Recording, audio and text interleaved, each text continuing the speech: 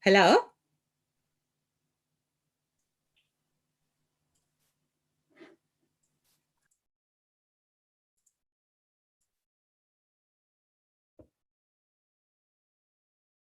Hilter?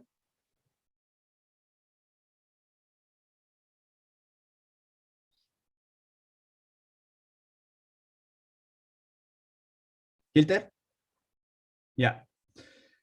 Dear all, thank you very much for joining us and welcome to the second week of our World Heritage 2021 debates and the thematic month dedicated to impacts of disaster and pandemics on World Heritage sites. I am Humberto Bonomo. I am an architect in Santiago de Chile, director of the Cultural Heritage Center at the Catholic University, and convener of One World Seminar, together with Fernando Perez, Karen Gole, Yolanda Muñoz, and Hilter Gonzalez. And we planned this seminar to celebrate profound knowledge accumulated on how pandemics and social natural disaster have affected and continue to affect our world heritage. Our speaker will kindly share their case studies, experiences, and lessons to allow us creating a vision about the state of health or disease of our world heritage. Throughout this month, and now we are starting the second week, we organized more than 20 seminars and conversation, a very collective effort of more than 100 people, some of which from the most remote areas of the globe. Along with thanking all the people who have made this possible, I would like also to thank all the coordinators of each of the sessions and the presenters who will accompany us throughout this month. For those who don't know our World Heritage Foundation, it seems relevant to me to recall our aims. The purpose of the foundation is to promote heritage protection, conservation, and management, to support knowledge-based decision-making, to promote good governance of the World Heritage Convention, and to engage and empower civil society in heritage protection and management. I mean, saying this, I now introduce this month with a small video that we prepare for you.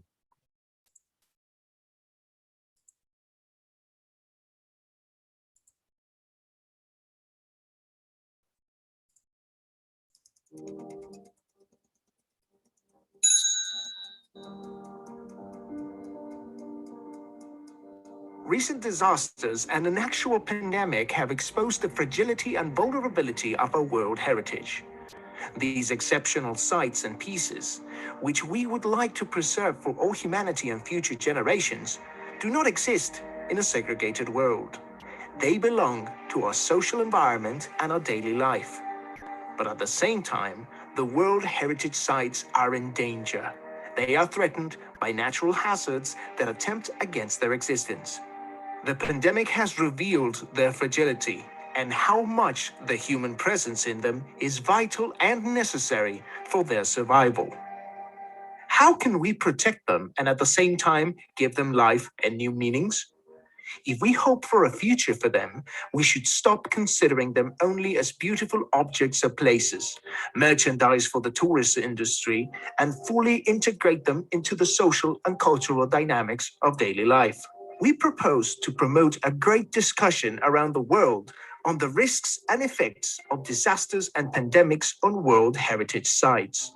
We invite non-governmental organizations, academies, representatives of civil society, and local governments to participate, to contribute with new proposals for public policies on the conservation and safeguarding of the cultural and natural heritage of humanity.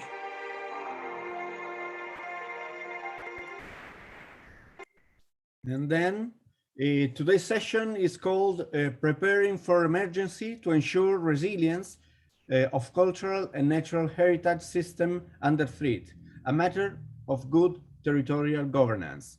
The host and the moderator of this and the organizer of this session is Claudio Cimino. Claudio is master and postgraduate in architecture at La Sapienza. Since 1984, is member at the board of Architects of Rome. In 2005, co-founded an architects firm. After a decade spent doing research in Latin America and coordinating development projects in the Middle East with the Italian Ministry of Foreign Affairs, designing, managed, and monitored project in over 40 countries in Africa, Asia, Europe, and Latin America, focusing on urban regional planning, cultural heritage restoration and conservation, art and craft, and industrial design. During this, the last 15 years was increasingly engaged in the study and the development of progressive risk preparedness, mitigation and response measures to protect cultural heritage as a key to good territorial governance. Is a senior scholar, lectures on cultural heritage management in several Italian and European universities, is a member of the supervising committee and a lecturer within the H2020 master in La Sapienza. Thank you, Claudio. You have the floor now. You are muted. Thank you, Umberto. Thank you very much. Since the presentation was very long, actually, so I mean, we pass directly to introduce this session. As culture and natural heritage are among the highest expression of humanity, however, we assist to a sharp increase of disasters causing severe damage or loss of heritage worldwide, as we saw from the video. Countries affected by catastrophic events are usually caught unprepared, incapable to deploy mitigation and or response measures. But finally, what does it take to be ready to protect heritage at risk? Which disaster risk reduction policies currently in place are considered a good practice, if ever? Which private-public partnership can responsible state agency establish to ensure cultural or natural heritage protection? These and several other questions should be finding an answer within this session, together with some options and proposals. In other words, we pose questions that are legitimate and obvious, but the obvious questions are hard to come up. So what we did today, we invited a number of experts from several continents to testify their experience on major catastrophic events. So we are not talking little things, we are talking major catastrophes, and see what sort of experience they developed. To pass quickly, I would start with the first speaker, that is Professor Dilantia Amaratunga.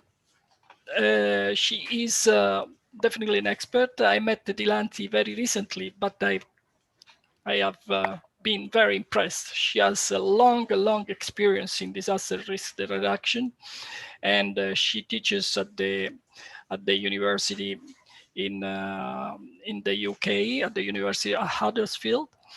And she leads the Global Disaster Resilience Center there in the UK. She joins the European Commission and UNICIDR in the United Nations Disaster Risk Reduction Agency, the European Sciences and Technology Advisory Group, representing the UK. And she is leading in several other matters, a very long list of achievement. So Dilanti, please testify your experience in Oceania and the region of the Pacific Ocean, please. Thank you. Thank you very much, Claudio. Thank you very much. Can I share my screen? It says the host disabled. Can? Now you can, Dilanti. All right.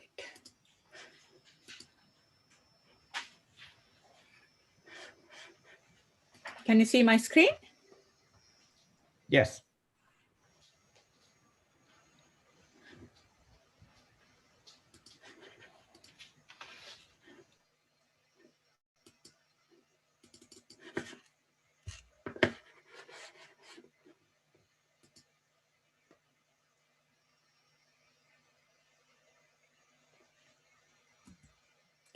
Okay, so first of all, let me thank Claudio for inviting me to speak at this very important event. And as he said, I'm actually looking in the disaster risk reduction perspective into cultural heritage. I hope that it will be useful for this particular audience.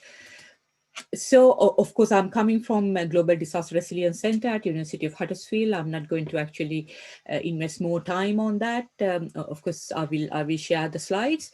So my short talk today, what I'm going to talk about today is actually just to give an outline about cultural heritage sites at risk. And then to briefly answer why we should actually the site managers of World Heritage sites need to be concerned about DRR. And also I'm going to actually then bring in a kind of a major case study after the tsunami, the impact of Indian Ocean tsunami on Asia's, particularly the Sri Lankan cultural heritage. And I will share some a case study. And with that case study, I will share some of the issues that had to be dealt with. And also, again, learning points. What are the key principles of DRR that can be applied to heritage? So that is actually the brief case study. So I do not know how much time I have. Claudio, how much time do I have? 10 minutes. All right. Okay. So I'll try to rush through. Again, perhaps then maybe I do not need to emphasize the importance of cultural heritage sites, particularly with the urban, the increasing in urbanization and so on and so forth. The cultural sites are very much exposed to disasters in today's time scales. And of course, I can give you so many examples. For example, getting back to Nepal 2015 and also China 2013 and 14. And most recently in Indonesia, the coast of Indonesia, there have been sort of major hazards and they have actually sort of led to, they have demonstrated the extent to which the cultural heritage is highly vulnerable to the impacts of these natural hazards. So the key factor indicating the need to increase the disaster resilience of heritage sites is the fragility of their historic fabric and higher vulnerability. I think that is the key point that we need to remember. But also it can be due to aging materials, limited critical infrastructure and urban density. So there can be a lot of reasons behind why cultural heritage sites are more vulnerable to disasters. So in that sense, I suppose it is increasingly being recognized. Again, the same reason why this major event has a topic in this area is actually that it is really important that proactive measures are undertaken to reduce risk to cultural heritage. So that is actually the main basis or the purpose of having this session. And also in doing so, it is really important that major underlying causes need to be recognized for their increasing vulnerability. So that needs to happen. But again, I think an alarming point that we need to remember and recognize, and perhaps why this type of dialogue is really important, is the potential absence of any comprehensive legal framework for protection of cultural heritage against disasters. Again, it is directly linked to the topic of this conversation on about DRR governance and the cultural heritage. So very briefly, why should World Heritage Site managers be concerned with DRR? Again, the key points, I'm not going to actually go through all the points in detail, but I'm very happy to share the slides. For example, I think we all need to understand the disasters cannot be entirely prevented, but mitigation measures can effectively reduce the risk. That is the core. That is the core message that I want to emphasize. And also with that, I suppose, I think under the World Heritage Convention, the countries have signed up to obligation to preserving World Heritage properties for future generations. So both go hand in hand. That major position with the World Heritage Convention, with the need to have proactive measures to prevent disasters. But again, linking with that, the disasters can have great financial consequences. So we shouldn't actually forget that. In that sense, it is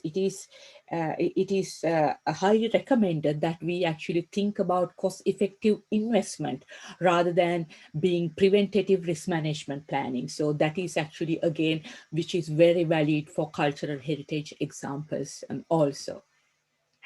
So if I sort of quickly go to the case study that I want to cover. So the case study is actually sort of in Southern Asia. It's the island of Sri Lanka. You can actually sort of see in the map where it locates. So it is an island of 65,000 kilometers, but it has diverse climate, biological, ecological, social, cultural resources, and also irrespective of the size of the country, it has very large number of cultural world heritage and natural world heritage sites. So that is actually quite an important point to emphasize.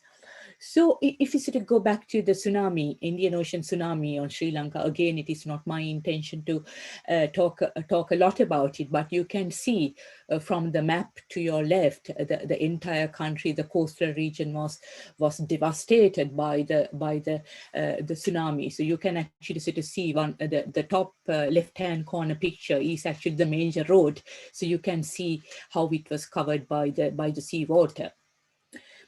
So in that sense, I suppose the causes for tsunami and the scale of the human tragedy that ensued now well known as a result of extensive media coverage. We know, we have heard enough about it, but what is actually less known is actually the impact it had on cultural property. That is actually the basis of this case study. So in that sense, I suppose in Sri Lanka, actually they experienced a lot of difficulties in trying to save some of its historical buildings affected by the Indian Ocean tsunami. So I suppose this is actually one of the key examples I would like to show, one of the UNESCO heritage sites, and particularly in the maritime coastal province. And the history of that is, I suppose, due to the strategic position of the country. You can see it is actually with the location, it was actually attracted by lot of sailors going back to 15th century, 16th century, the Portuguese, the Dutch, and then the English. So this legacy actually includes some of the oldest historic buildings in this country. So you can actually sort of see the bottom picture. That is actually a kind of a fort that was built in the maritime region, which was heavily affected by the tsunami. So these are some of the pictures from after the damage of the tsunami. So you can actually see from the first picture to your left the damage that tsunami caused to this particular heritage site. Even though, in that sense, even though large number of host community perished in the tsunami devastation, some of the monuments, they survived. As you can see, they weren't actually fully damaged, but to considerable extent they were damaged. So in that sense, I suppose some of the issues that was actually identified as major issues in preventing cultural heritage sites in Sri Lanka from DRR perspective. Within this case study, the number one point I want to emphasize is lack of capacity, and lack of capacity at local level and also national level, both professional and social. That was very well identified as a key gap. So the next one is, I suppose, the challenges in progressing with multi-hazard approaches. I think these days it is a classic example. We are facing a pandemic, and at the same time there can be cyclones, floods, and so on and so forth. So there are major challenges that are linked to multi-hazard approaches, and this was very specifically identified in this case study also. And also there's another issue relating to cross-linking to other policy agendas. We all know we have a lot of policy agendas to deal with: the Sendai framework, the sustainable development goals, the climate change agreements, you name it. So to deal with these different types of policy agendas linking to cultural heritage and the DRR's perspective is not easy. So that has been a major challenge. And then, of course, we can't ignore about the financing. Financing is a major challenge, particularly in South Asian countries, and they simply haven't got the money to invest in preventing cultural heritage sites from disasters. Then, of course, I can actually, this is just to summarize some of the other issues that I identified through this particular case study, dealing with multiple stakeholders. Of course, there were some obvious and others less so. So it was enormous number of stakeholders to deal with. And also in Sri Lanka in particular, there's a really massive need to link cultural heritage with disaster risk management policy and practice. At the moment, they actually work in two different paths and in isolation. And also there's a need to consider cultural heritage assets within the broader development concepts. That is very, very important from the point of view of disasters. And also in certain circumstances, perhaps some inappropriate interventions to particularly to repair or to maintain cultural heritage assets was a problem.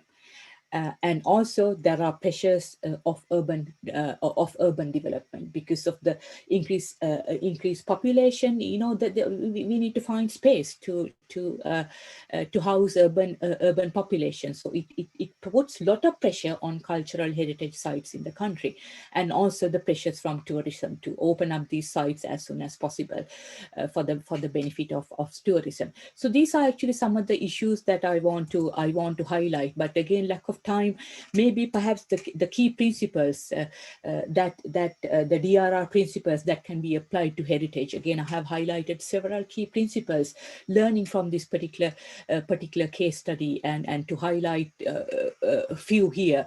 I suppose the first one is, I suppose, linking with the scope of this seminar, the values for which the property was inscribed on the World Heritage List should be the foundation on which all other plans and actions are based.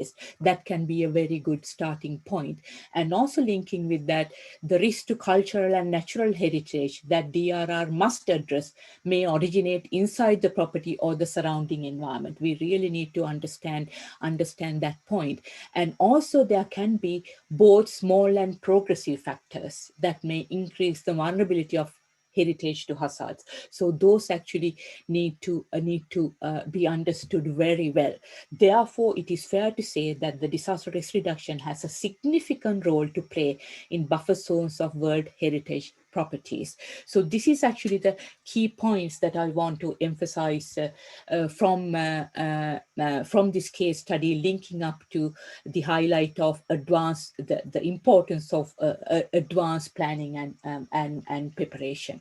So these are actually some of the points that I want to highlight as part of that. For example, consulting property occupants, maintenance programs, and also applying conservation principles. So with that, I just want to sort of conclude my short intervention, emphasizing how important DRR is within cultural heritage planning and preparedness by using this particular case study. So I'm very happy to share this information, and I hope it is a useful intervention. Thank you very much.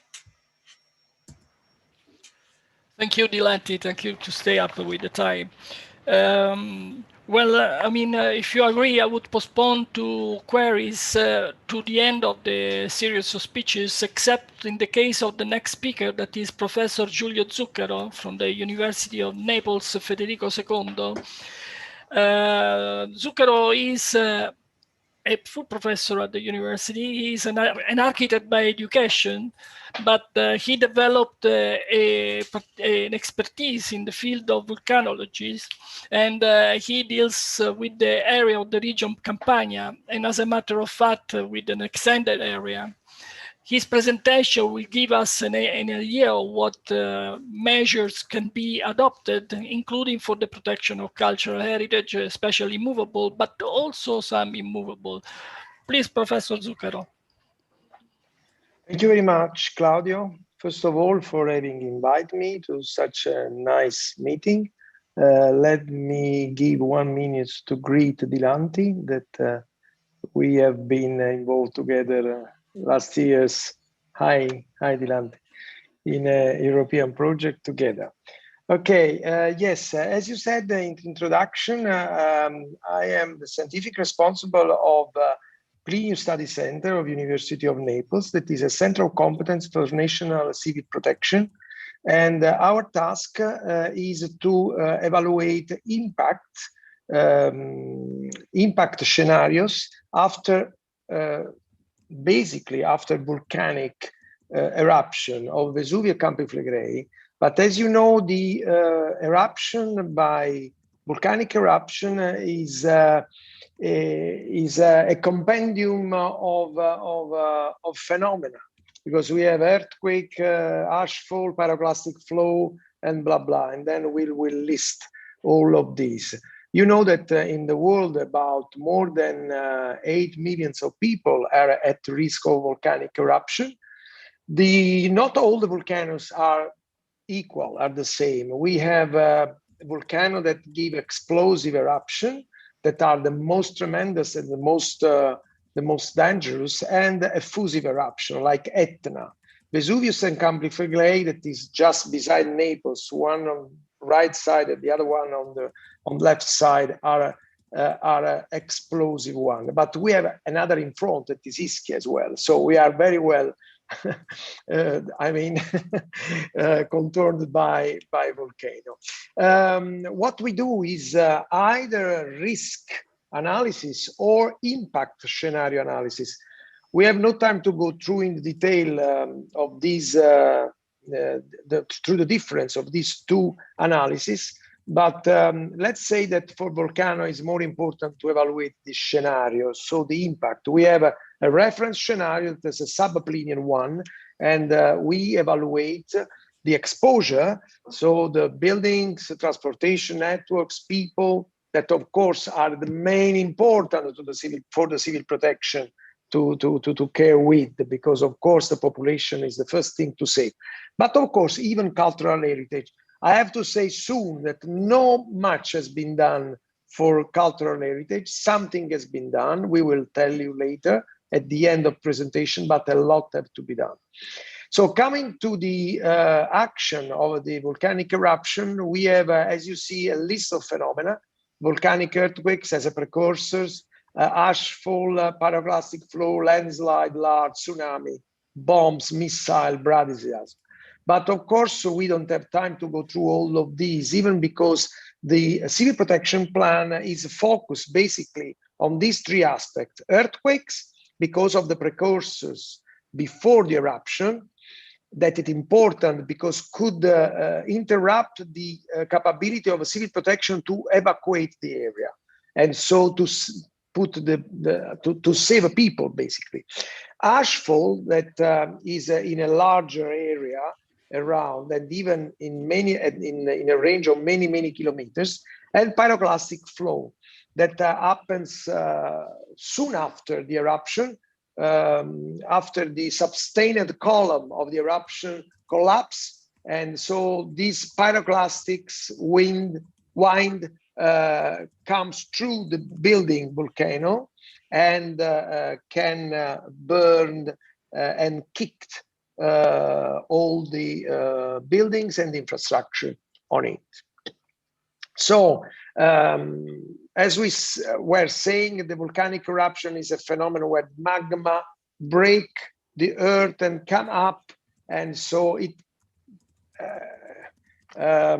create earthquakes basically that are the precursors, and then when come up and there is the eruption, could create in the meantime a lot of damage. We made a lot of scenario, either to Campi Flegrei and Vesuvio. This is an example of the earthquake that is possible, that is expected. It is a magnitude of 4.2 and is very shallow, so the damage are quite considerable, intensity 8 or intensity 9. And to evaluate the impact on the building, we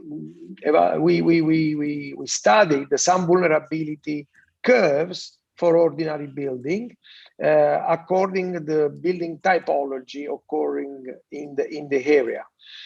This is an impact scenario that has been evaluated for some interval. Obviously, this is always a probabilistic approach. So we have the media and the lower boundary and the upper boundary. So a sort of limit of confidence of the results, where we evaluate for each comune the collapse of the building that are not feasible anymore, and the number of death, of injuries, and homeless.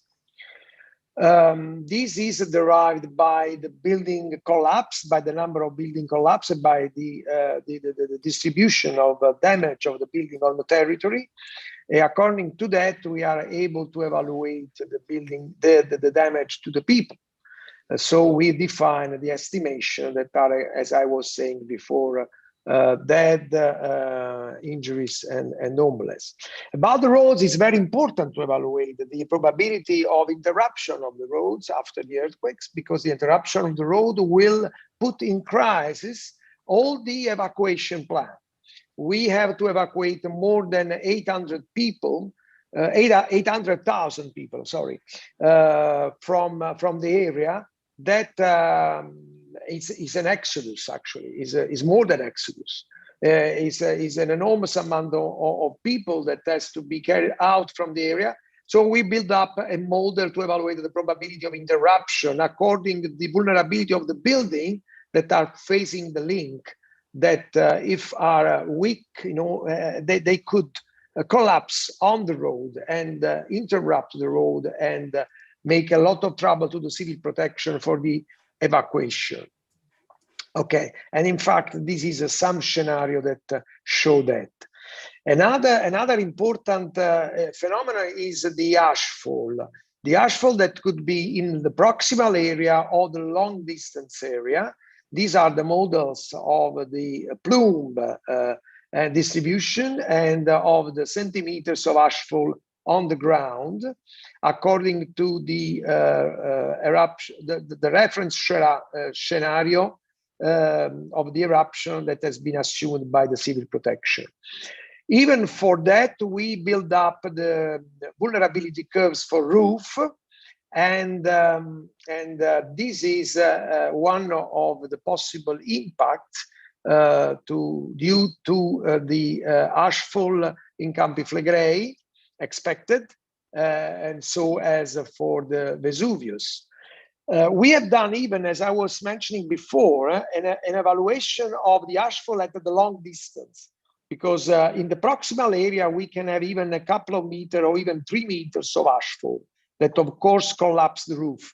But in the long distance we can have a few centimeters, but these few centimeters gives a lot of disturbances to the roads, to the railways, to the airport, to the port, and to the electric lines and all the lifelines, basically.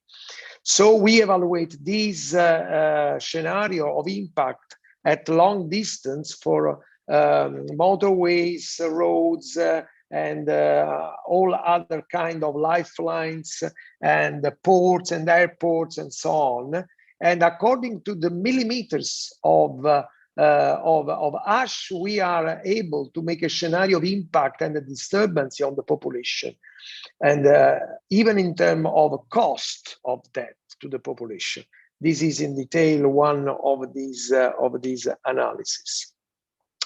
Finally, but it's perhaps the most dangerous, is the pyroclastic flow. Pyroclastic flow that could affect, obviously, the buildings and infrastructures, and of course, even cultural heritage. What you see here is the hazard evaluation from INGV of Pisa.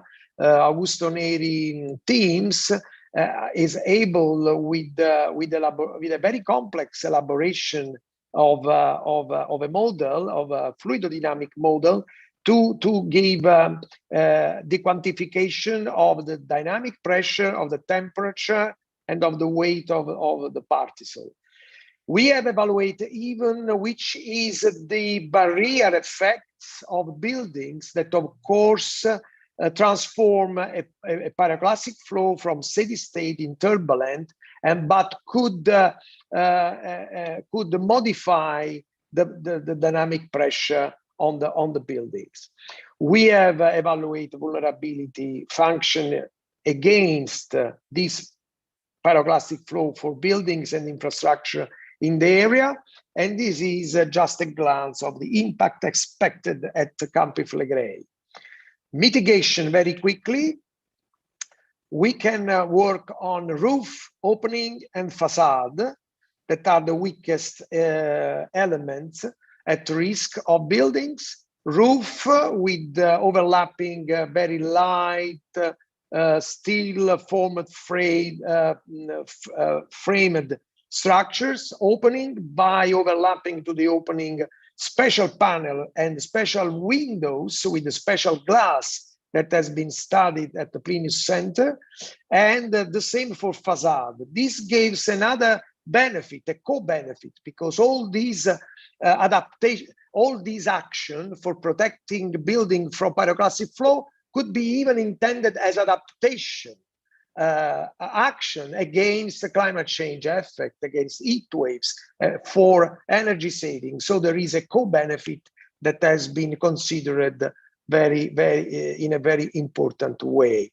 These are other details. This as a cold formed steel, so a sort of light roof to overlap to the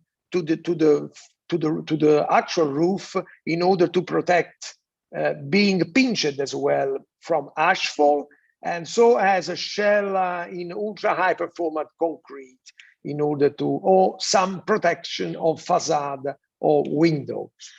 Few words to close my presentation for heritage. We have, of course, around Vesuvio and Campi Flegrei, very important archaeological site like Pompeii, Ercolano, Oplonti, and Cuma, or even others.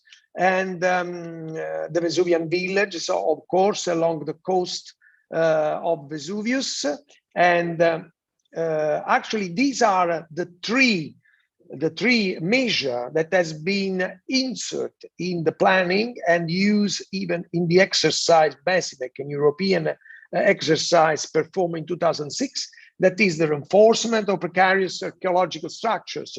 So bracing the ruins that could collapse under earthquakes. Frescoes protected with the special panel because of the ashfall, and movable property. So everything that has a statue, so every other things that is movable could be transported a couple of months before the expected crisis to the Royal Palace of Caserta, that is out of a red and yellow zone. But as I said, the conclusion is there is still a lot to do. Thank you very much for your attention.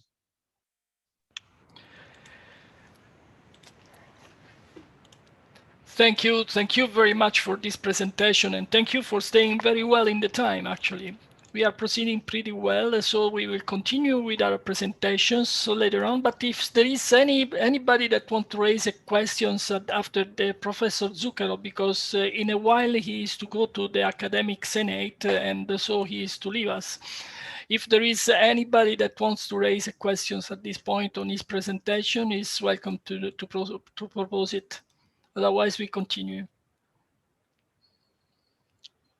Umberto?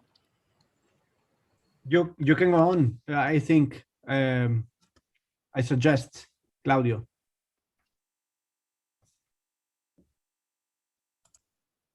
Okay, thank you very much. I will stay with you until 4 o'clock. I'll be able to stay until 4 o'clock. I apologize for this, but there is an urgent meeting at academic level that I cannot miss. So I'm sorry, really sorry. Thank you very much, Giulio. Thank you. Thank you very much, Professor Zucchero. And we will continue with another presentation. As you have noticed, we are taking cases, we discuss territories, and we are talking about cases of major dimensions. And the next speaker is going to continue with this trend. I invite to present his contribution, William Kimosop. I wish that I pronounced Kimosop well. William is a chief ranger at the Baringo County. He is expert of wildlife. He has got a degree at the Egerton University in Kenya. And he is leading a ranger, making a big effort to overlook two major parks in the northern Rift Valley. That is the area where he, from 30 years, he is exploring and protecting little known areas. And he has gained a lot of experience also in terms of promoting old African trails through youth mentoring and active promotion of outdoor education. William, I'll leave you the floor, 10 minutes, please. Thank you very much. Thank you very much. First of all, I want to say this is really a great privilege and honor for me. I see I probably may be the only one from Africa. So welcome to the Great Rift Valley. This is one of the most interesting and the largest geological feature in the face of Africa and I guess the earth. 6,000 kilometer fissure from the Mozambique to the Jordan Valley. So this is quite a very interesting and a huge geological feature. It is also a very old and a stable geology, as you all know, that this is, they say, the cradle of mankind, where most of the hominid remains are found. And so, next slide, please. So in the Kenya's Rift Valley system, we have 3 lakes that have been listed as Kenya's World Heritage Sites, like Elementaita, Lake Nakuru, and just above the equator, Lake Bogoria. And for this case, my area of jurisdiction is the area above Lake Bogoria, all the way towards Lake Turkana. I want to talk about a very, very significant event that has happened in the last 7 years. And this is the rise of the Rift Valley lakes. As I said, this system has been very stable until 7 years ago, when we witnessed a non-returning rise of the lakes. At first, there was a flowback previously, 2009, 2011. But September 2013, so the rise that never returned back. And 2020 was actually at its peak. Next slide, please. And so, in particular, I want to talk about Lake Bogoria Reserve, which is actually a serially listed World Heritage Site. It is a protected area owned and managed by the local authority, which is the county government of Baringo. And as I said, that over the years, it has been quite a very stable area. But 7 years ago, we experienced this current unprecedented level. The levels was so high that in the 2020, it covered all the sites, all the roads or the road network that used to go around the lake. And it also spilled over to the community areas, which is much further than the boundaries of the terrestrial area.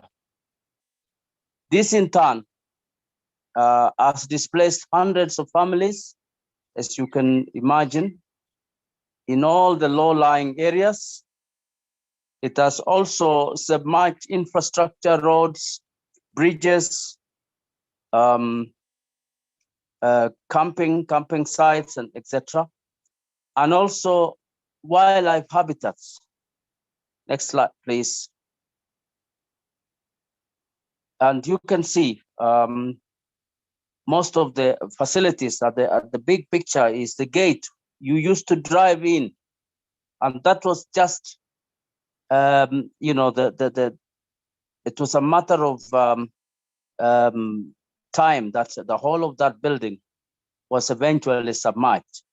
However, we still have the wildlife, especially the flamingos, and I must say this is one of the most major habitat for flamingos in Africa. Of course, actually, lesser flamingos, 75% of the lesser flamingos now have this lake as their habitat.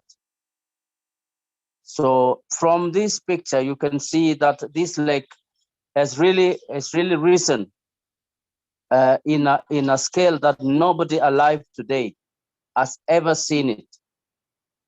Next slide, please.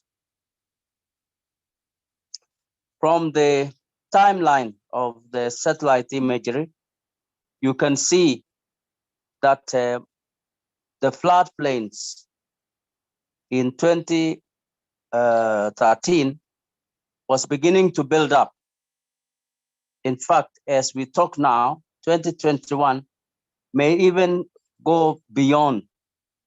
Lake Bogoria is a salt water lake, meaning that it is a closed basin drainage.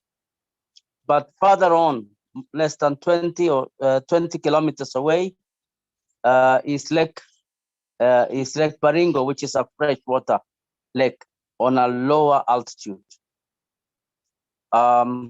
Any further rise will actually result in the mix-up of the two waters, and that may present a very, very interesting scenario, of which is going to be quite dramatic, because the salt water and the fresh water mixing in the same basin is going to be a very, very dangerous situation, because this is a water scarce area in the country. Thank you. Next slide, please.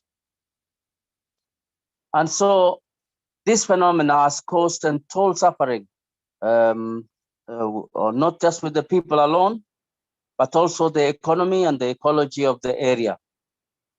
Most of the lands that were being cultivated for agriculture is now submerged. The park offices, the entry gates, and the visitor center are no longer. In fact, we had to move to one last building at the higher point to give way, to just a small office. We have other infrastructure like the roads, the health centers, the shopping center, the churches, camping sites, all of them, including a few local hotels.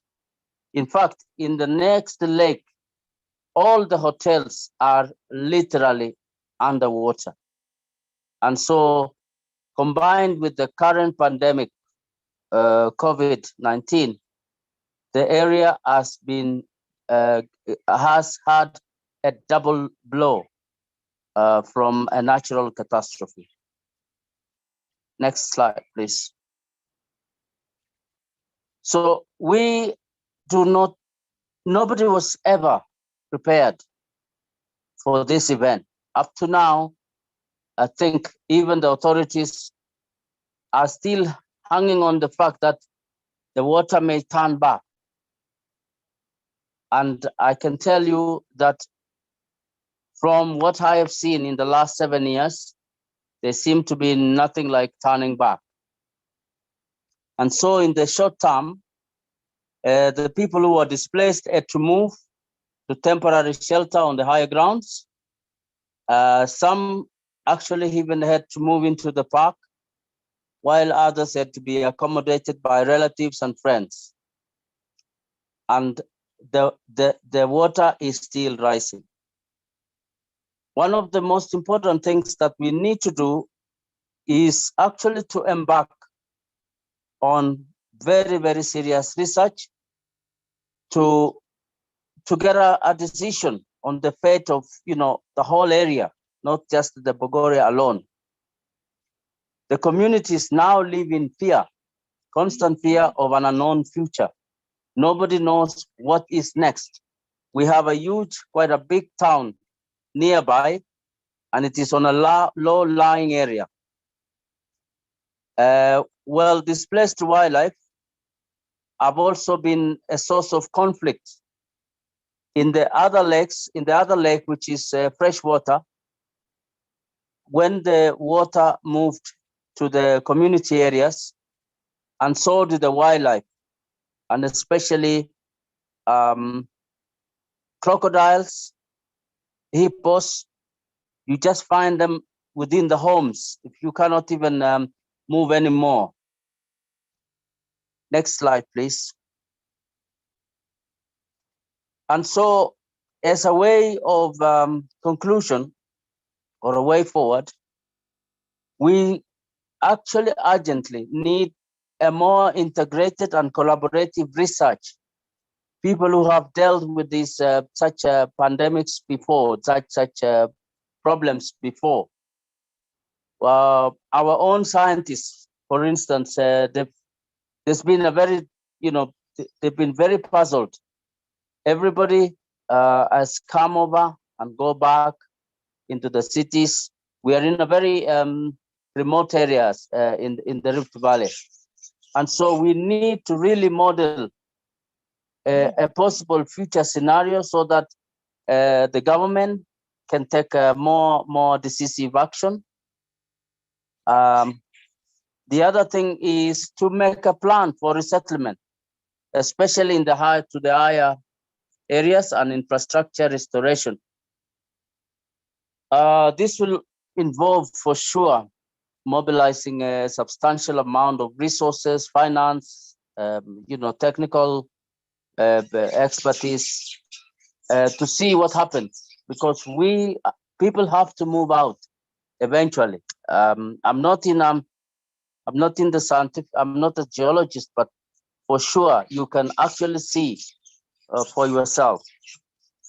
I must say that the wildlife resilience has been observed, because as they moved to new areas, they have really adopted. We used to have the plains wildlife, the gazelles and the cheetahs and all that, but now they've all moved to unfamiliar territories and began to adopt to the new to the new environment.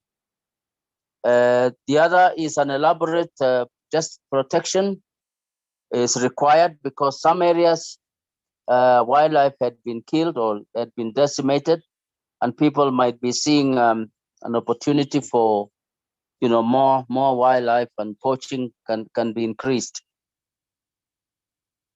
I wasn't prepared for a long discussion, but this is just to highlight to you that there is a new and a growing problem here in Africa, and we definitely need a lot of expertise.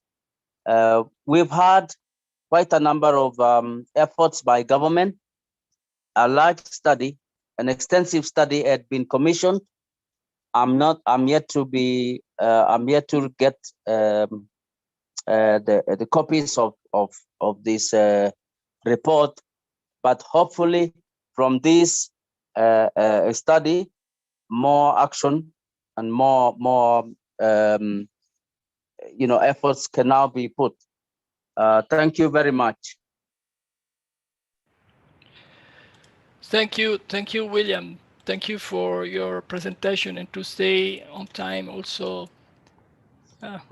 Now, I would pass to another sort of disaster. Now we have seen already a good quantity of typology, but Last August the 4th, in the port of Beirut, a ship exploded and practically destroyed the old city of Beirut, leaving plenty of people also in this case displaced.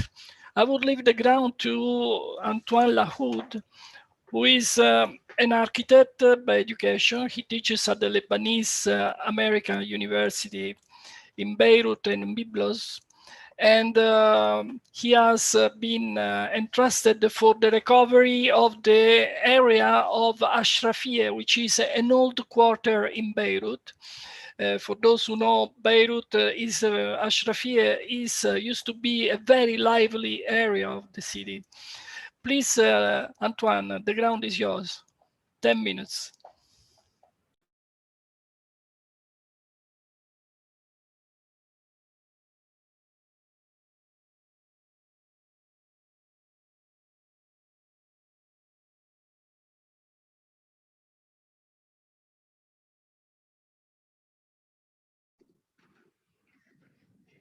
Hello, everybody.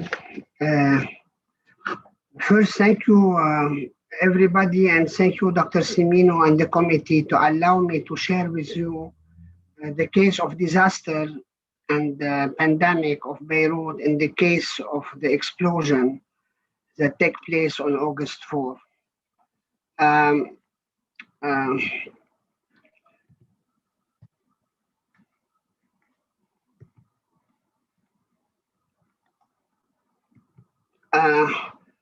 Basically, the explosion of Beirut, it happened on August 4, 2020 at 6 and 7 minutes. And it was really a very bad case. And maybe Beirut, it's not a World Heritage Site. You know, in Lebanon, we have 5 World Heritage Sites. That's why Beirut is very rich by the built heritage cases, and it has a very rich with archaeological site as well, especially Ashrafiyeh and the site. I will talk during my presentation about the case of what's happening and what affected about this. I will introduce the case of Underport as well, which is where the explosion happened. The port in Beirut started around 18, maybe before, but around 1860, the port started, and the area of Jumeirah flourished because of the port in the history. And now the Jumeirah turned into ashes because of the port at the same time, and the story changed, by the way. The architectural typology of Ashrafiyeh, the area, it has many stairs, very known stairs in the area, and these stairs connected the area of Jumeirah by the upper area, what we call it Surso Street, which is also known by the very sophisticated building and very rich houses, because Surso is a very rich family in the history, and it has the architectural typology. It's known, but we call it colonial French architecture, because we have the occupation of the French in Lebanon between the 1909 till the 1945. And because of the colonial architecture, we have the typology based on the Lebanese typology with some modification. It's based on what we call it the Lebanese Central Hall House, with the 3 arches in the middle and the balcony and the corbel, with some modification related to the French architecture. The blast or the what we call it, the explosion, it was one of the biggest non-nuclear explosion in history. One of the biggest area of Beirut. It's located around the port. It's back. It is late Ottoman and French colonial mandate, and the area it's between 1819 and 1913, and it was turned into ashes. I can tell you, around, almost all the area it was damaged, totally damaged. And the area it's called Jumeirah, Mankhel, Mdawar, Surso Street, and Karantina. More than 600 historical houses, like this house, were completely destroyed. Around 1.5 billion in property were damaged and 300,000 people were left homeless. About casualty, in the night of the blast, hospital used 2 months worth of supplies. And I can say, I have seen many explosions and a war, but I have never seen, and I saw on August 4, said a nurse, her name is Khalaf, who has worked at St. George Hospital for 20 years, 28 years with her colleague. She stitches and intubed and bended victim on the street, on the pavement outside the ER. The explosion caused at least 6,500 injuries and 207 deaths, including children. Hour after the blast, Lebanese volunteers rushed to pull people from the collapsed home, carry the injury to hospitals, and set up makeshift clinic to take the burned or overwhelmed emergency room, because it was really a panic everywhere in Beirut. The day after the blast, in August 5 on the morning, not the government, but civil society, volunteer and Lebanese NGOs flocked to help clean the city and distribute aid to survive. We were doing, why is the sound? We were doing what the government have to do. They claim the volunteer, because the government did nothing at the time. A cargo of 2,750 tons of ammonium nitrate, equivalent to around 1.1 kiloton of TNT, has been stored illegally in a warehouse without a proper safety measure for the previous 6 years, since 2013 in Beirut. The explosion led to a total destruction of a zone within 2-kilometer radius. What we did, an urgent assembly of architect and restoration expert under the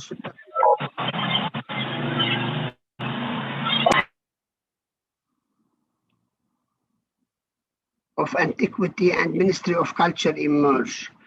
In close collaboration with the UNESCO, ICOMOS, ICROM, and Order of Engineers, and many volunteers, the Built Heritage Rescue 2020 began working like bee in a beehive under very harsh and risky condition, because it was a condition very hard, because converting both the pandemic and the destroyed houses condition, because you are working under this and under the houses, it was very destroyed totally, and the pandemic at the same time. The survey result following the assessment, we had under houses under total risk 90, the urgent need of consolidation houses for propping 280, in need of fast intervention of emergency 350 house, in need of sheltering without roof, any more roof, 600 roof, around 4,250 apartments in need of total restoration. This is a case, you can see here the houses before the one case, and before the blast and after the blast, the roof before the blast, and what they did as a sheltering for the roof. And here on the right side, here you can see here the kind of propping and to make the roof standing. And this is a kind of sheltering here to protect the roof from the rain and from the weathering, because we were in August, and we did this between August, September, and October, before the raining start. And we did all the work of sheltering to protect the houses and to make this work in 3 months, not more than 3 months. And after 2 days of the blast, following the explosion in August 6, the French President Emmanuel Macron paid an emotional visit to the extensively damaged Gemmaise neighborhood and encourage the community to keep fighting against the corruption, because it was really a big corruption. And and then the director of the UNESCO, Mrs. Audrey Azoulay, came on August 27. After her visit to the destroyed sites, Mrs. Azoulay shared her interest in damaging schools. During a press conference at the Surso Palace, because she made the visit to the Surso Palace, it was also destroyed totally. She announced in the name of UNESCO the launching of fundraising campaign for Beirut and for more specifically the schools, because the estimation of the restoration of the school, it was 300 million euro. And Mrs. Azoulay was impressed by the work of this 20 days after the blast, of the dynamic force of the volunteer and the architect. Also, the German ambassador presenting the German government make a visit also to some traditional houses in Jemmaisi after the completion of the propping and sheltering intervention sponsored by the German government, because the German government contribute in 500,000 euro were spent in consolidation for propping and sheltering for 12 houses in Beirut. This is the reason of collapsing for the slabs in the major houses. Around 100 house collapsed all the slabs, because the slabs was made from wooden structure. And with time, after 100 years, the wooden and the connection was wall and the humidity and the time factor, it was really on the connection here, and I mean by this was the humidity and the connection, it was really weak here, and this is why, and with the blast, all the slab fall down, and we have the same case here, more than maybe 300 slab fall down totally because of the wooden structure in Beirut. Concerning the sheltering, we made the total restoration for the pitches roof wooden structure. You can see here, and this part is all new, and this part all this new. We make all this new. We are putting this because when we need to re-put the roof tiling to have the same dimension, but we are not putting now the roof tiling because it's not available. The cost is very high. We are putting only different material. What we are putting, it's a three kind of material. First, what we call an umbrella using the tarp, which is the flex system. It's elevated part from the roof on a steel structure, one bar on the middle, and we make it stretch on the two system on the tarp. Or we put a tarp, which is a flex on all the structure of the wood. This is the other system that we use it in some cases. Or the most common, we are putting a corrugated sheet metal, which is a light metal corrugated, and we replace the roof tile structure on the roof now. And we use this on more than 300 houses in Beirut. This is one of the drawing for the case study. What we are doing, we are removing, dismantling the stone, which is not stable in the houses. We are putting structure of wood to replace the wood. We are putting a corrugated metal here in replacing the roof tiling. And we are restoring all the house. We are putting all from the inside, propping all the house from inside. And you can see here, this is a structure to make structure for the opening, all the structure for the opening by wood. You can see here, all the opening are restructured by wooden structure here and here, all the wooden structure, all the opening to really, to save the opening. We are making propping inside. We are all the wall which is not stable. We are removing, dismantling the walls. We are putting number, if you can see here on the stone, to re-put it back in order later on. And we are putting a structure of full wood here to replace the wall later on we are putting here a trap here on the wood structure, really to protect the house from any weathering or rain or anything. Please, before. Tony, Yes. please, time is shortening. Please, if you could. Okay, but to stop here on the conclusion. Thank you.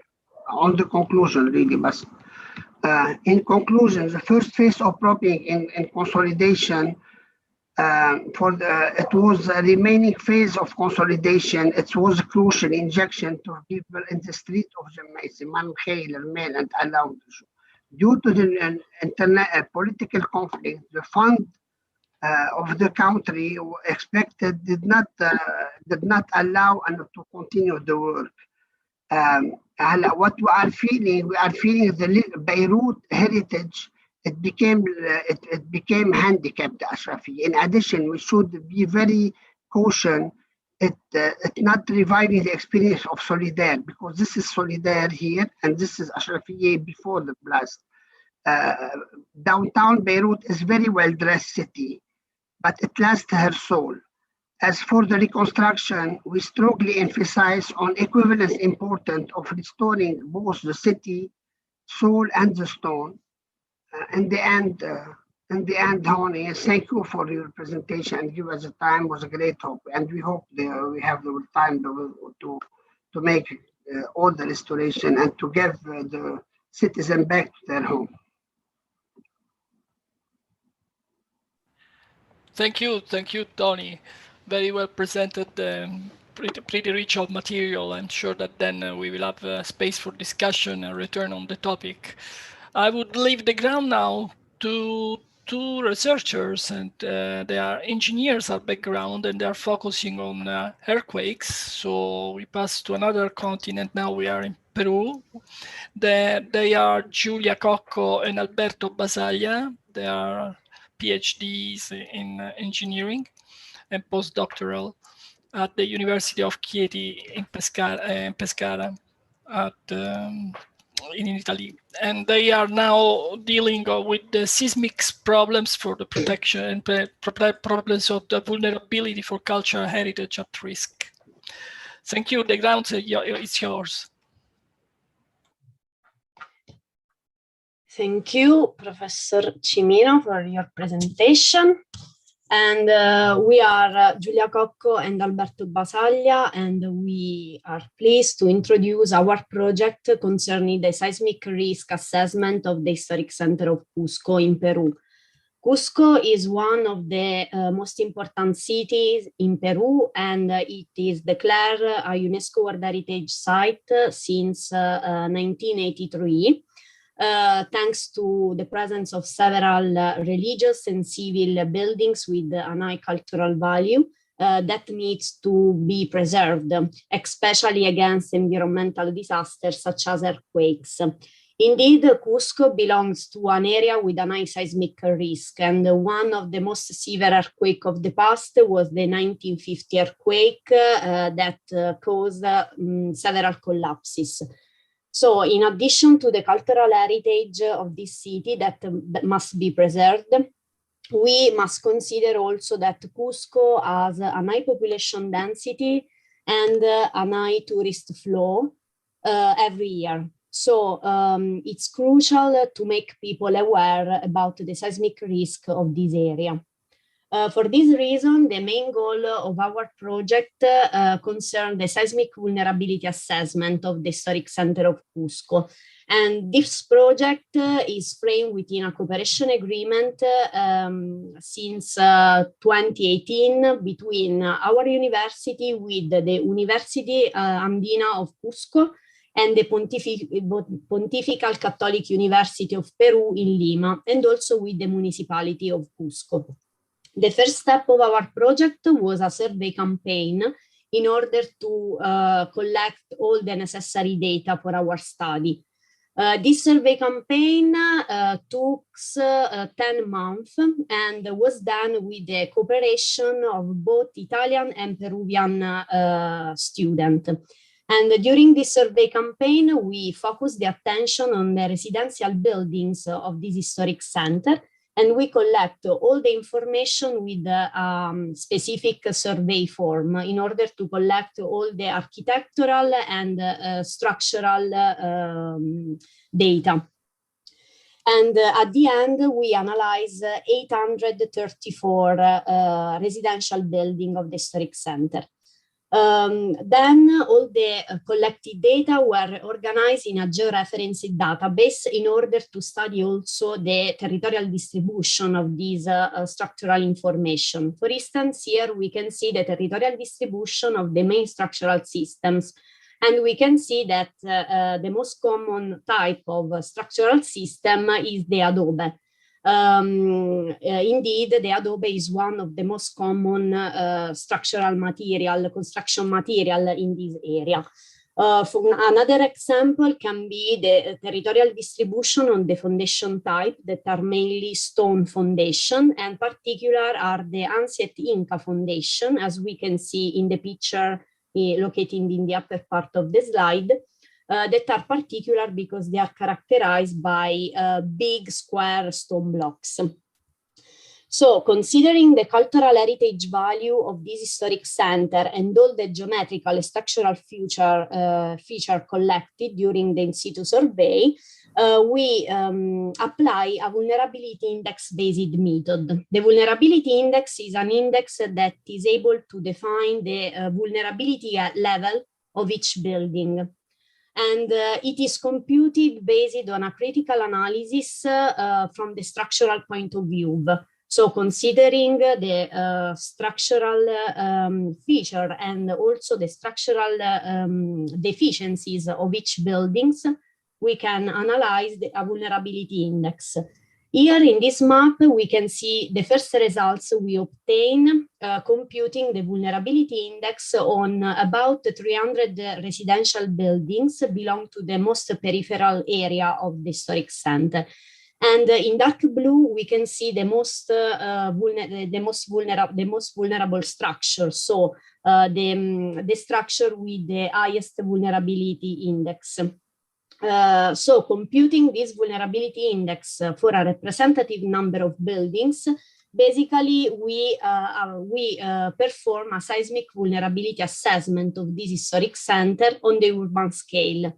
So now we know which are the most vulnerable structure, where they are located, so in which area of the historic center is more urgent to intervene. And all this information are the base to plan mitigation strategies in order to make Cusco safer. Another important results coming from this methodology are the fragility curves that are able to predict the probability to exceed a certain damage level for different earthquake intensities. For instance, if in Cusco an earthquake with a PGA equal to 0.20 G occurs, we can see that 6% of the analyzed stock of building will suffer a damage higher than the level 4, that means collapse. 25% of the analyzed buildings will suffer a damage than D3, that means severe damages. 33% of them will suffer damage level higher than D2, that means moderate damage, and so on. So basically, these fragility curves are able to define the expected damage scenario for different seismic intensity. So the seismic vulnerability assessment of the historic center allow to create a georeferenced database with more information that can be a valid tool for the municipality to know the current configuration of the city. Then defining the vulnerability index for a representative number of buildings, we were able to define the main structural fragilities of dwellings, and also to define the expected damage scenario. And all this information are the base to define intervention plans and so the strategic plan to reduce the vulnerability of these residential buildings. Moreover, these results are also very useful to define emergency limit condition plans that are able to prepare the population in case of a disaster. And my colleague Alberto Basaglia tells you about this. Thank you very much, Julia. So speaking about mitigation strategies and the importance to prioritize the mitigation strategies, the Italian Civil Action Department defined the concept of emergency limit condition that is a subsystem of a city, including four main elements. The first element is strategic buildings, so all buildings hosting essential services during an emergency. Then emergency areas, or those areas that can be used to gather injured and homeless and also set up temporary shelters. And then accessibility infrastructures that are all routes connecting strategic buildings and emergency areas with the outside of a city, so to allow the carrying on of rescue activities. And finally, interfering buildings. So those buildings whose collapse, even partial, can block or cause serious delays to the carrying on again of rescue activities. So altogether, DLC can be schematized as a chain or rather as a series system where each element must work if we want the entire system to work. So for Cusco, we based our study on the analysis of the evacuation plan and the emergency operation plans defined by the municipality, where we got some hints of what could be the essential buildings for Cusco, as well as the accessibility map, also defined by the gerente of the historic center, the regional historic center, which lists all routes depending on their type and their width. If you can move on, Julia, the slide, please. Okay, thank you. So with this information, we define the DLC for Cusco. As you can see, if you can go on with the slide, Julia, please. Sorry? Here, without and with redundancies. A redundancy is an additional activity infrastructure that can be used if the main one is not available.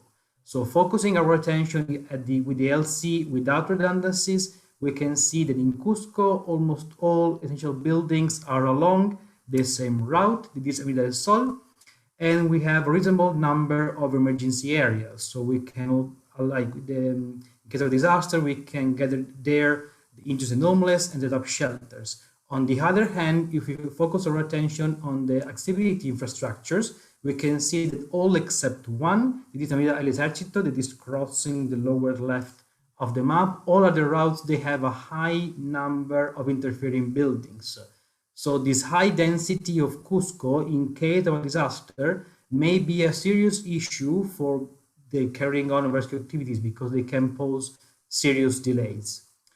So at the end, just summarizing our work, we are planning to continue our work in Cusco with additional projects, and our final aim is to strengthen the cooperation between academia and local governance, and when not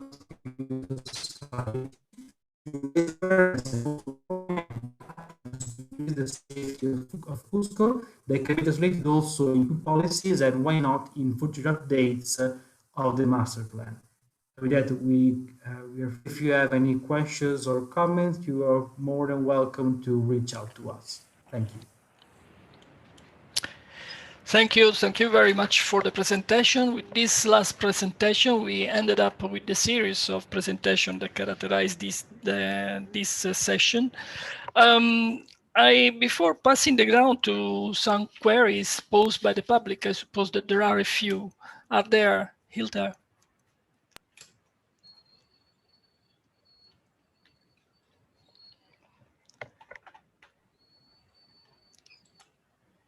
So waiting for some queries from the ground.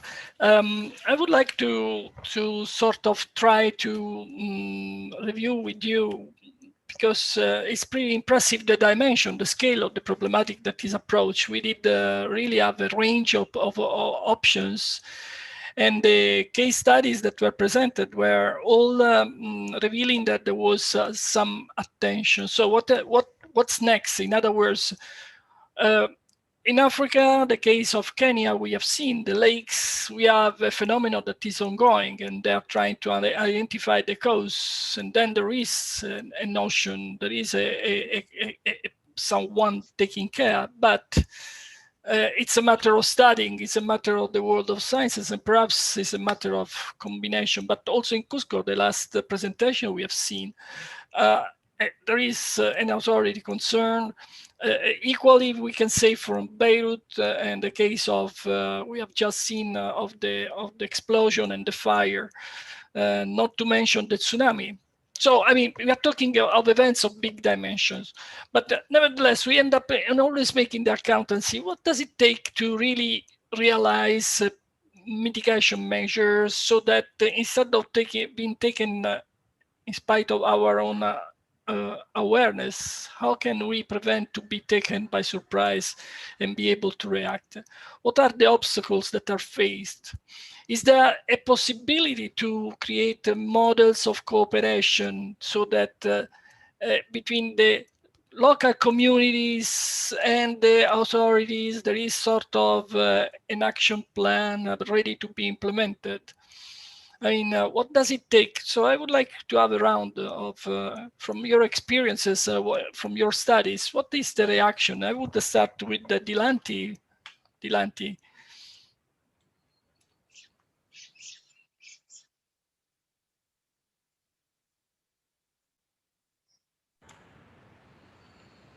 I wonder if she got the question.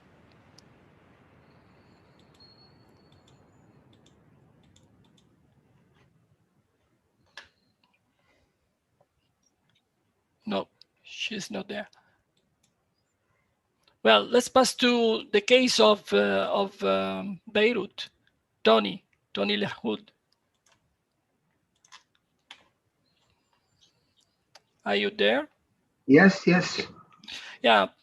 What in your experience, I mean, how is it the issue? I mean, when you had this blast, I saw, I mean, you presented to us the volunteers and the reconstruction, but I imagine that in your case, really, you were taken by surprise. I mean, nobody expected that the big ship loaded of explosive material is in a port, isn't it? We have many issues. First, we have a corrupted government, by the way, and everybody knows this, and even the European community knows this, by the way. But the major problem, and we passed through a civil war for 15 years from 1975 to 1990.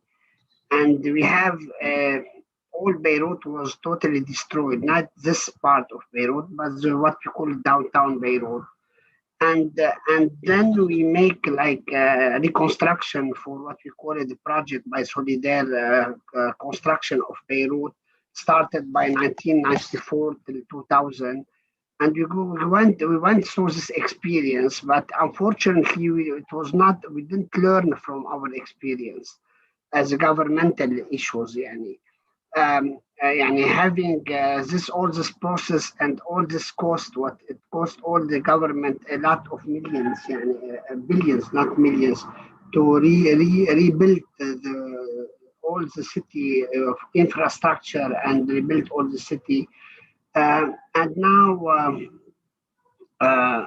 we don't have any measures of protection for anything in our country, not only our heritage or our building or our city. For many things, we can say this. We have many problems at all levels. We have risks everywhere, not only at the port or at the citizens live the risk at any minutes. I will not talk politics, but we have at 2006. If I will not talk politics, but I have to say this: at 2006, we have the political problem at Lebanon when the Hezbollah make a problem with our neighbor, the Israeli, and this led to a total destruction of all Lebanon from the south to the north, because it was a reaction of the army, of the Israeli army. And this led to a reconstruction of Lebanon for 4 years from 2006 to till 2010 to make stability for the. And we have all the school, all the bridges, all the street, and as well, we have some archaeological site. It was also knowing it has blue shields at that time, but it was also bombarded by the Israeli airplanes and this. I will tell you something. You tell me why? Because we have no. Maybe our politicians don't care for our not citizen, not even our values, not even our treasure, not even our heritage. Maybe um, they care only for. Uh, the wealthy that they have. I don't know how to say this or how to mention this. Yeah, but I mean, can I just say that you have been so much into so many different issues in history that preparedness should be sort of embedded in your genetics, because to my memory, I've seen lots of different events occurring into Lebanon. But I mean, I wonder whether the scenario is similar. Just I thank you, Tony. I would pass now.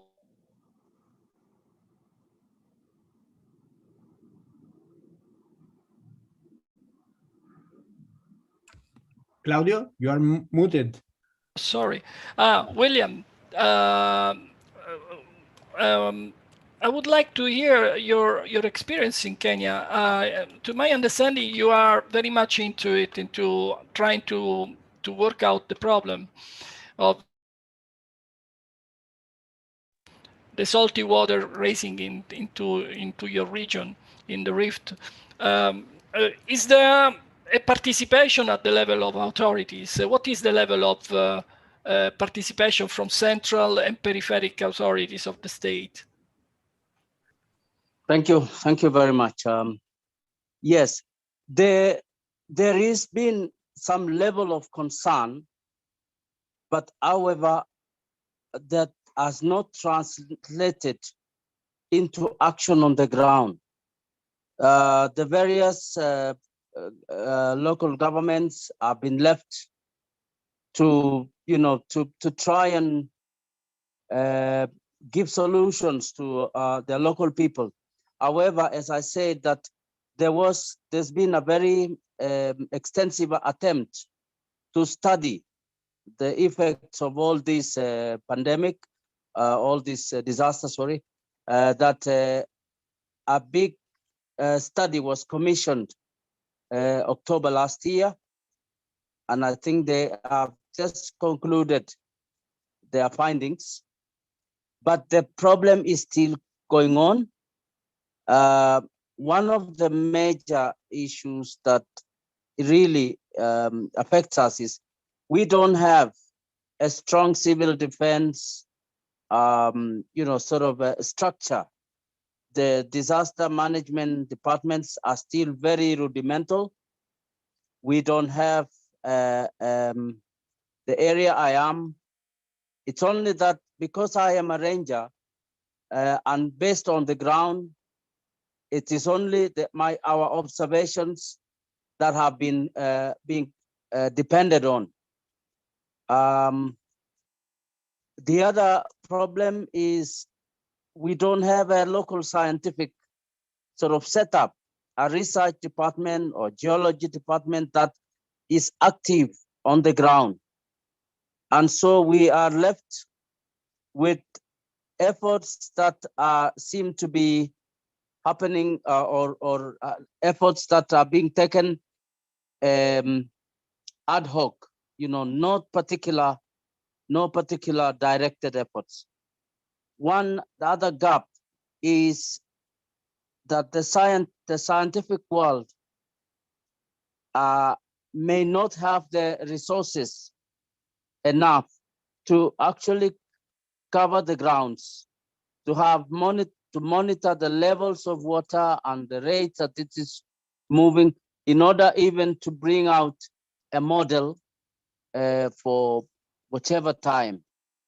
And so the last thing is everybody seems to be working in their own silos. And this is my major concern. If we have, say, the UNDP or UN Habitat to come on board and bring everybody together, I think this could be a way out. And as you also know, that the parts of the country that all these effects are taking place, we're still struggling with the basic development requirements, roads, schools, hospitals, and all that. And then enter the natural disaster, and which is, eroding all the gains that we've been trying to over the years. So the situation may take a bit of time, but yes, we really need to take concerted, efforts. I'm only from the natural world, probably with the office or governance structure on the ground, but then all the other departments really need to come on board. Thank you. Thank you, William. I suppose, when we heard about volcanic mobilization of population for risk preparedness measures in the case of Pompeii, Ercolano, Campi Flegrei areas, and up to Caserta Reggio of Caserta in the Naples region.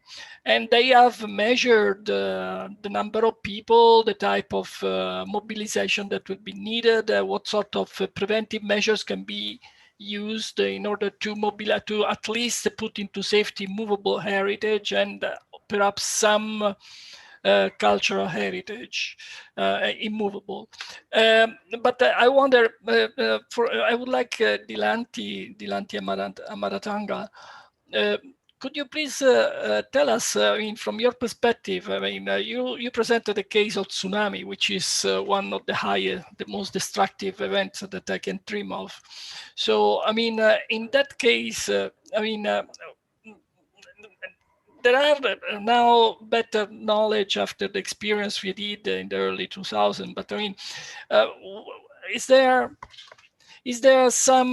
there some experience done in terms of cultural heritage and tsunami? Is there some sort of action taking place in order to improve the capacity to prevent and to mitigate the effect of tsunami on cultural heritage, for instance? Claudio? Yes. I think that Dilanti is not here, but Alberto want to, I think that he has a possible answer to the question. Please do. Before. Please. Just to make sure, you asked what are the barriers to actions, right? More than barriers to action, let's say that barriers have been well represented by Antoine Lahoud and William. I believe that there is an issue of dimension. We are talking territory, of course. In this session, we are focusing on big dimension event and big dimension to take care of, so that instead of a specific site, we are talking about districts, eventually cultural districts, entire cities, entire valleys. So we are talking dimensions that definitely are unusually difficult to manage in a way. 900,000 people in the Naples region to evacuate is not an irrelevant number. It takes hours, if not days, to properly move all these people. So that, major events do not let you much margin of time so that everything should be well prepared if you want to have some mitigation measure to be successful. But my question is, after the tsunami experience, for instance, the tsunami gives you a very short time span, more or less a few hours, several hours. So that, for cultural heritage, is there something in place that prevents tsunami? I know that people dealing with disaster risk reduction in general take this under the viewpoint of culture of people and the major infrastructure, but cultural heritage are not considered normally as the priority to save, which is, in the case of World Heritage, is not exactly as such. So my question is there someone who has figured out? I'm sure that it exists, because in the Sendai framework, it's foreseeing culture and cultural heritage as well. So that I'm sure that somebody is elaborating. My question is, are there evidence of something reasonably doable, concretely in place? To avoid damage. To prevent or to reduce damage, at least. I can speak from the Italian perspective. We had two major tax breaks. I could call them tax break, like policies to incentivize like people retrofitting their house, both from the energy and the seismic point of view. That were basically like covering, I remember if like from 85 to like the old cost of the buildings work. And the first one didn't work at all. The second one is working, but because it is also mainly focused on energy consumption. So something that will have you like something back, like so you're spending less money for heating, for example. You're seeing it right now. So I think I think we have 2 to 3 layers of complexity. The first layer of complexity is knowledge. People must know, they must be aware of risk knowledge, because it is usually seen like an earthquake. Okay, it will not happen during my lifetime. It will come back in 50 years, 100 years, I will be dead already. It is not my problem, it's not my concern. And we've seen it is not like this. So people should make them aware of the possible risk and the possibility of risk, and that every money spent in preventing risks will be something worth it, like something they will get revenue from. The second thing is again money, because we've seen also in this period of pandemic how much money can be spent in disasters, and people should be allowed the possibility to do interventions, to do like works on their own. And the third thing I could add, it is like a really Italian thing, is that most people live in apartment complexes.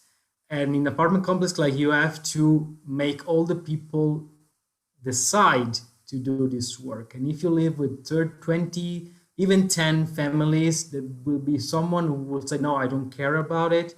I don't want to do it. And so you have to have the complete coverage of people that are aware of the risk. And lastly, if I were talking about heritage, Italy has a lot of historic centers, a lot of heritage buildings. It is also an issue, the decision on what work to do that can preserve the heritage while achieving the desired level of safety. That is something that, of course, engineers and architects, they are able to do it, and we could do it, but again, it is a complex issue to tackle. So I'm just throwing out complexities of this word that we have to deal with on a regular basis. Thank you. I thought that Dilanti was still online, but she is not, evidently. I would like to question about the case studies of Cusco. Since you've spoken now, I would like to hear Julia eventually to react. I mean, how is the reaction to your studies in the Cusco case study that you presented? How's the local authorities' involvement? I mean, how far does go their own keenness to undertake measures after your studies? I mean, you do focus on earthquakes and the problems connected to the danger and eventuality of earthquakes, but normally this type of studies drive to some action from the authorities. Normally, Yes. I suppose that you have a link what is the capacity of this study to turn into some actual instrument that is conveniently used by those responsible authorities? Yes, the final aim of our work is to help the local authorities to organize intervention plan on the urban scale. Obviously, they need of financial funding. That maybe is the main problems. When we went to Cusco and present our work to the municipality and other local authorities, they were happy to know that there was a this kind of project, because in the project are involved also academia, Peruvian universities.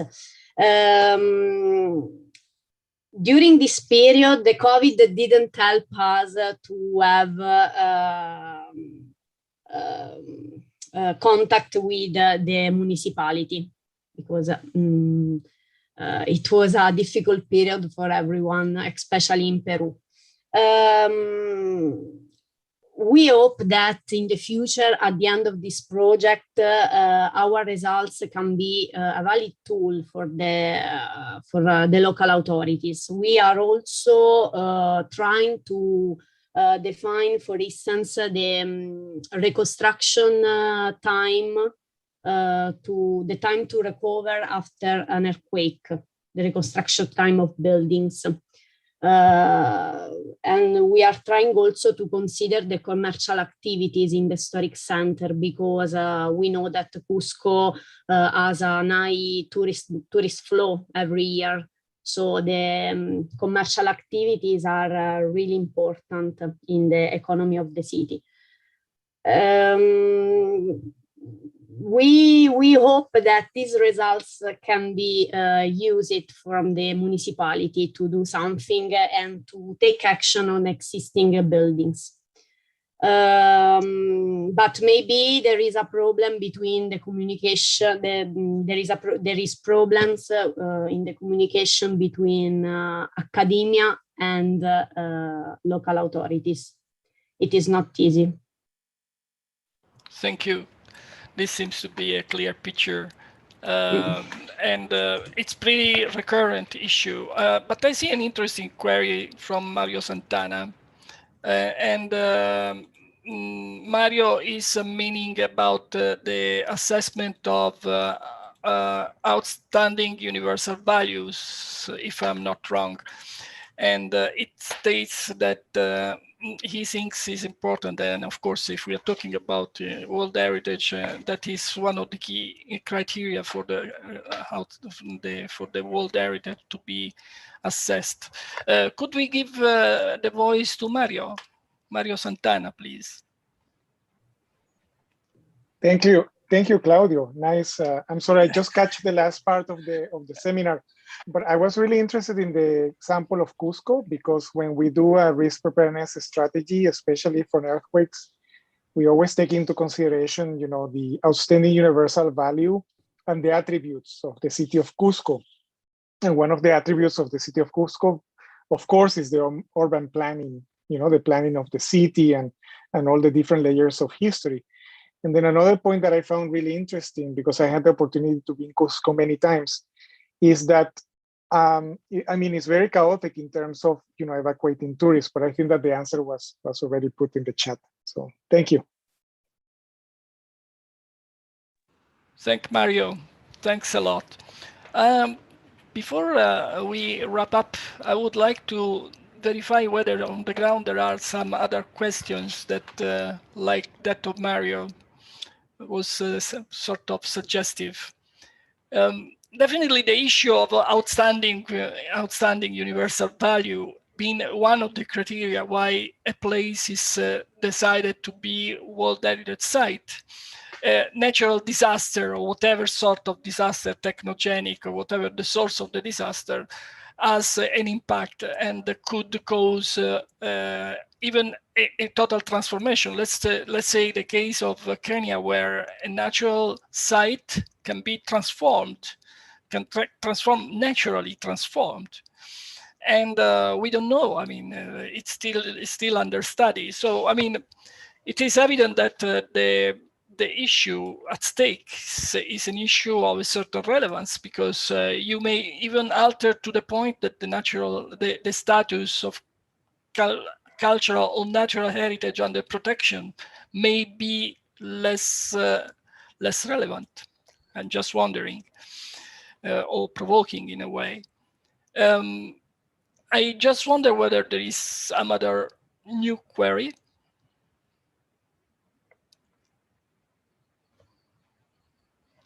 Do you hear me? Because I get feedback that somebody doesn't hear me. I hear you. Yeah, yes. We can hear you. Ah, very good. So,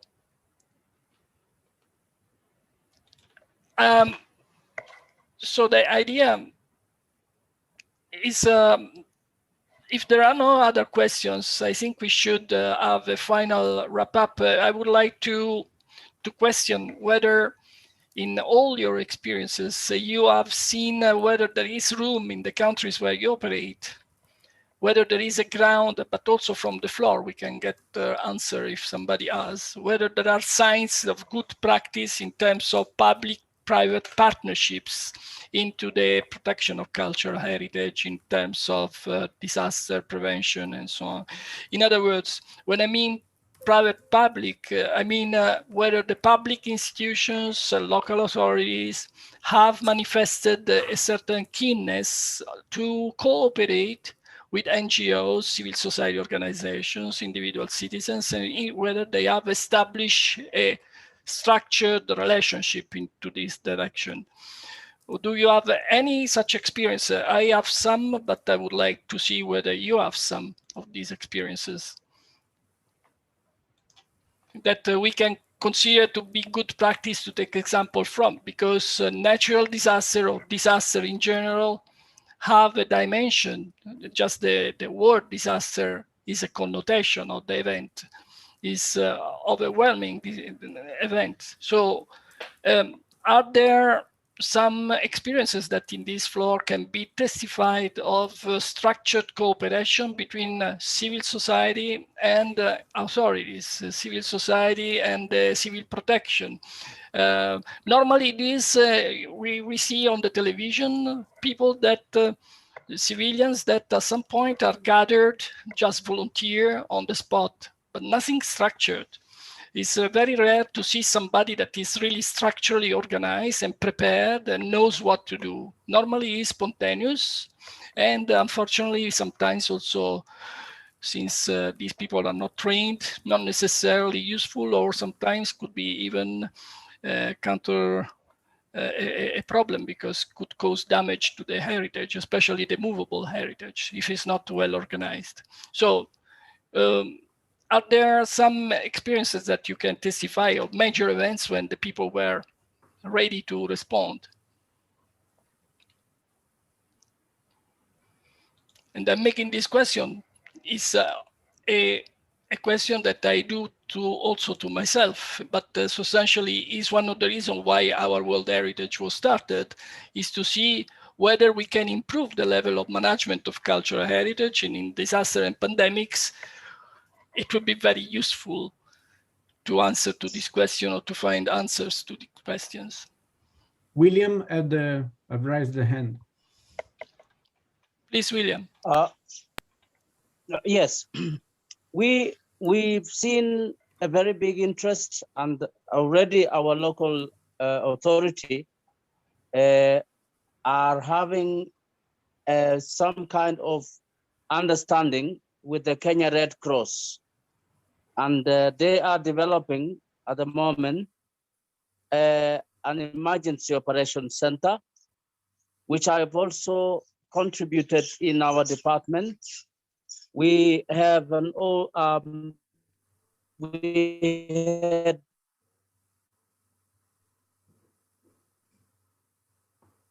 we have a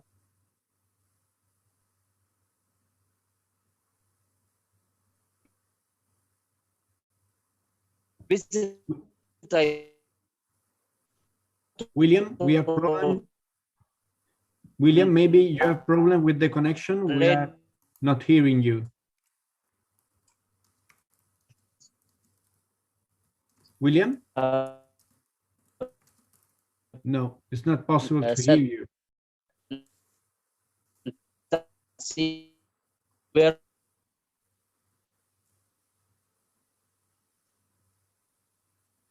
okay. I think No. my area now is very bad. Yeah, now we are hearing you. Claudio, you are Okay, muted. I'm saying that the Yeah. Hello? Sure, yeah. Okay, I'm saying that we are beginning to see the cooperation between the Kenya Red Cross Society and our local authority, which is the county government. And in our discussions, we've looked at how to mobilize our resources, especially in terms of infrastructure and also personnel. So we want to see how we can put all that together, but we still have a lot of information and knowledge gap. Thank you. Thank you, William. Well, we have still 4 minutes left. And before we wrap up this meeting, I would like to share with you this report. It's a short report that then will circulate the details so that everybody can access this sheet. It's a study that was conducted, a survey that was conducted on World Heritage Site managers in Europe. 58 World Heritage sites were tested. And they were questioned about risk management and governance. I mean, disaster risk management governance, whether they were or not, and what were the level of participation and understanding of the problem, or so on. The question: have you ever implemented a disaster risk management strategy before? 77% of these guys reacted saying no. This means that what we're discussing here is, well, 58 sites is not a big ratio. It represents 0.5% of the World Heritage sites in the world. But I mean, it is sort of an indicator, though, of the level of understanding of the problem, the way of reacting. This study is a study dated 2020. It's, yes, 2020. And there are many other interesting data. It's very quick, but I would like you to have this important piece of paper, because it's a place, it's a point of departure, it's not an arrival.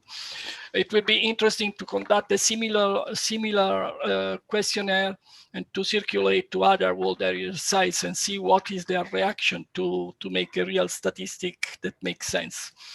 Said that, it is 16:58. I wonder whether there is any last minute question to conclude this session. I suppose that the presenters are. Thank you, Claudio. You're welcome.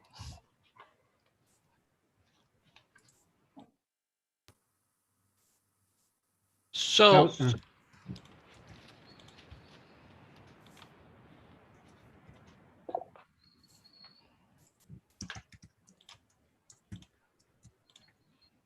Claudio? Yeah. Yes, I am here. Yeah, I was just trying to read the chat if there was something in chat, because you can fish in the chat. Sometimes there are very interesting queries that escape to the eyes. But I mean, I would like to thank, first of all, I would like to thank the organizing authority in this session, which is the Catholic University of Chile. And I would like to thank them for the patience that they were making a huge job of organization, contacts, and structuring this beautiful mean that is not at all still dominated after 1 year of Zoom with the half of the world. Then I want to thank all the participants, but I want to give a special thanks to the speakers, because some of them are really working in approximate conditions. Somebody has electricity, sometimes not. It's really difficult for them to report, and I want to express a special thanks to them. And this is not a adieu, but is a goodbye at the next opportunity. Thank you very much for your participation. Thank Goodbye. you. Bye, Thank you bye. all. Thank you. And, Thank you very much. thank you very much. I would like to add Thank- some words to the final thanks. Thank you very much again to all the speakers and to Claudio to moderate and organize this session. Tomorrow we will have another interesting debate and session related with World Heritage in general. And the session tomorrow, it's preventing earthquake destruction in World Heritage Sites, learning from empiricism and regulations. It will be moderated by Marco Barrientos. And again, we will have a great discussion with cases all around the world. Thank you very much to all of you to join us, and see you tomorrow. Bye. Bye bye. Thank you. Thank you. Bye. Bye.